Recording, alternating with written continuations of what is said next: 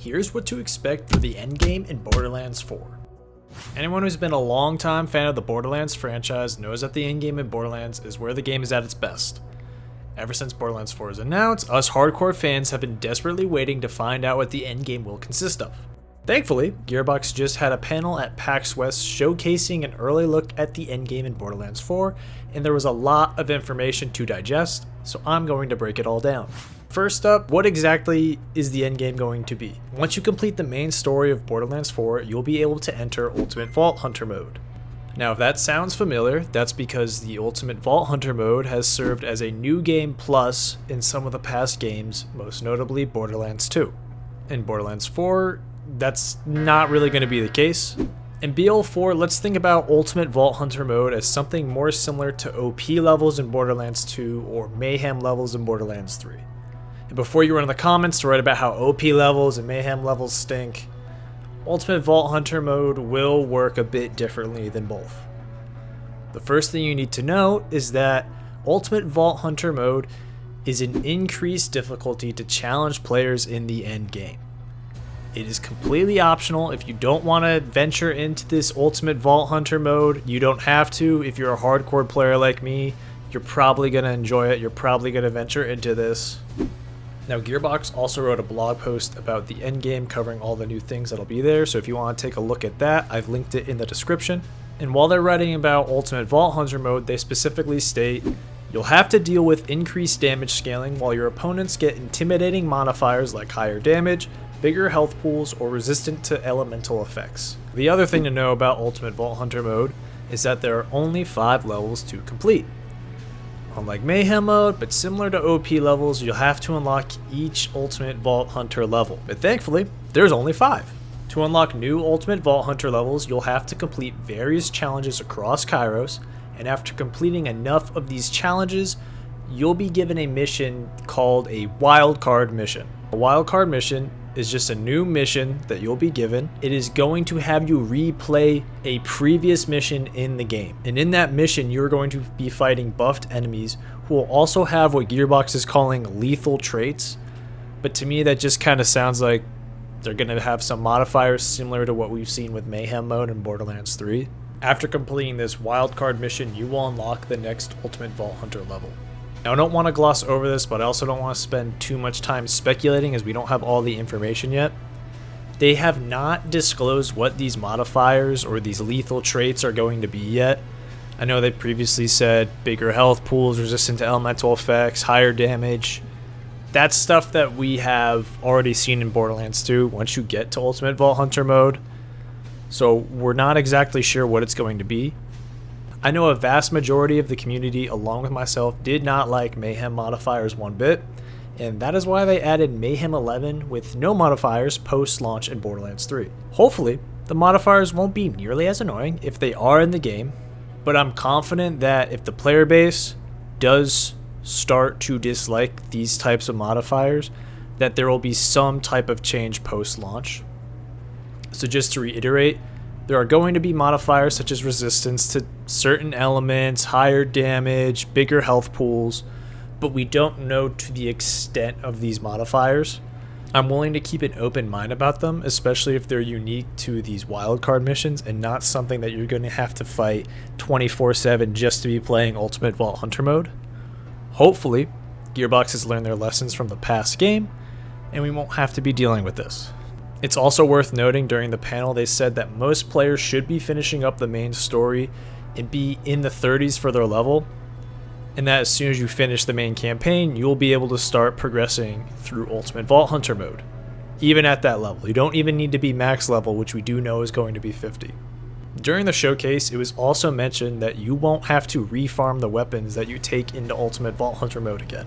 This leads me to believe that there's not going to be weapons that say OP1, OP2, OP3, or Mayhem 4, 5, 6, and that the weapons that you get will be usable throughout all the UVH levels. Now that leads me to believe that your gear will either scale with Ultimate Vault Hunter levels, or that your gear in general will just be usable in Ultimate Vault Hunter mode without having to refarm, even if you are max level. Personally, I think the way that Ultimate Vault Hunter mode will work in Borderlands 4 is almost exactly what I was looking for. It has progression like OP levels, but doesn't seem it'll be as frustrating and boring to complete, as there's only going to be 5 to go through. One last thing to note is that after completing the main campaign once, you'll be able to start a new character at level 30 and jump right into Ultimate Vault Hunter mode without having to go through the campaign another time. The next thing that was touched on was farming. We've seen in previous blog posts and early gameplay that dedicated drops will be back in Borderlands 4 at launch, thank God. This is pretty huge, as believe it or not, this is the first Borderlands game to have dedicated drops at launch. So if there's a specific legendary weapon you're looking for to complete your build, just find the boss that drops it and farm until you find the role you want. The other change to farming comes in the form of Moxxi's big Encore machine, and this machine can be activated using Iridium, and it allows you to farm the boss without having to save and quit the game and reload the map. It's a great quality of life addition that we've been asking for a long time, so I'm really excited that this is coming to Borderlands 4. There's also going to be more ways to farm legendaries throughout the lifespan of Borderlands 4, and something that they're going to have at launch is these things called weekly challenges, and they will include taking on stronger versions of different bosses throughout the game. Said bosses will have more rewarding loot drops, and there's going to be a Moxxi Encore machine already set up for you so you can farm to your heart's content. Everyone will also be taking on the same bosses each week.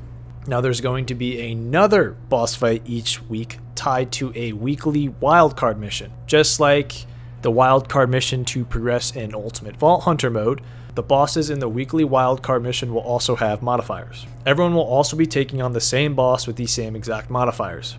The weekly wildcard boss will also have a guaranteed legendary drop each time you defeat it.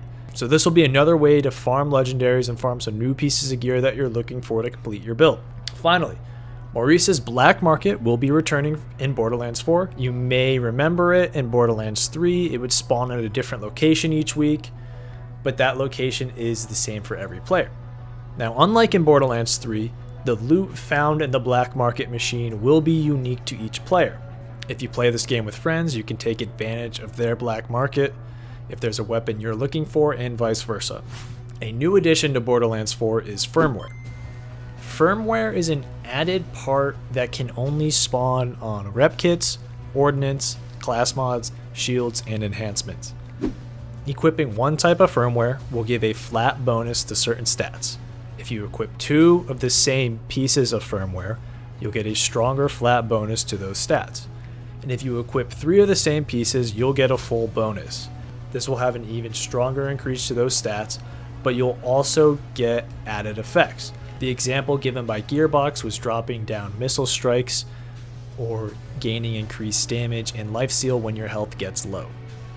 Firmware will start spawning on gear at level 25, and once you get to the end game, you'll be able to take firmware from a certain piece of gear and transfer it to a different piece of gear by going to a transfer machine. The piece of gear that has firmware transferred from it will be destroyed in the process. At this point in time, I'm not sure how I feel about this yet. The idea of being able to transfer firmware from one piece of gear to another sounds a lot like crafting to me, which I am not a fan of, but I know a lot of people have been asking or suggesting that crafting come to Borderlands in some form, so that is kind of what this is. Overall, I like the firmware system itself. I think it'll allow us to have more unique builds or just different ways to increase our damage output and maybe give some people some more varied options so we're not all running the same cookie cutter build. Another thing coming to Borderlands 4 is Specializations. If you've played past Borderlands games, you're familiar with Badass rank and Guardian rank. In Borderlands 4, you'll have access to what's called Specializations instead of those two things. Basically, as you gain experience, you'll be able to put points in a different specialization tree, and those points will unlock new perks to help enhance your build. You'll start with 1 perk slot unlocked, and you'll be able to earn up to 4 total slots for perks. They haven't released exactly what these perks are going to be, so that remains to be seen. But one of the examples they gave was that one of the perks will increase your ordnance damage. As long as the perks aren't as game defining as I felt like they were in Borderlands 3, I think I'm going to enjoy these a lot, as just like with firmware, I think we can have some more varied build opportunities. You'll unlock specializations once completing the main story. And once you unlock specializations on one character, you'll be able to use them on any new characters you make from level 1. We also got confirmation of Invincible Bosses. A few months after the game launches, Invincible Bosses will be added. These bosses are going to function very similarly to the raid bosses we've had in the past games. Gearbox has also stated that 3 Invincible Bosses will be rolled out in the first wave. Not only that, but they will also be free to all players, which is great to hear.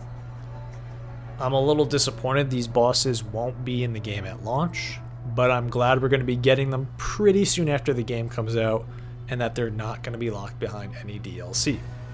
Another thing confirmed for the endgame is Pearlescents, which we've been asking for in Borderlands 3 for a long time, ever since the game came out. So I'm super pumped they're coming back, and a lot of the community is super pumped. However, these also won't be in the game at launch. They will instead be added to the game when Bounty Pack 2 drops, but they won't be locked behind DLC, so when they are added to the game, everyone will be able to enjoy some Pearlescents. They've also said that Pearls will have a less than 1% drop rate and that their power will match their rarity. So hopefully, Pearls don't stink like they did in Borderlands 2. That pretty much sums up the endgame in Borderlands 4. During the showcase, they also laid out a roadmap for the first 3 sets of DLC content. Because that isn't directly tied to the endgame, I won't go over it here. Overall, I'm pretty excited with what the endgame in Borderlands 4 is shaping up to be. Dedicated drops at launch is my favorite addition. I'm so excited to tackle the new challenges they have in store for us. And stay tuned to my channel for more Borderlands 4 content and guides when Borderlands 4 releases.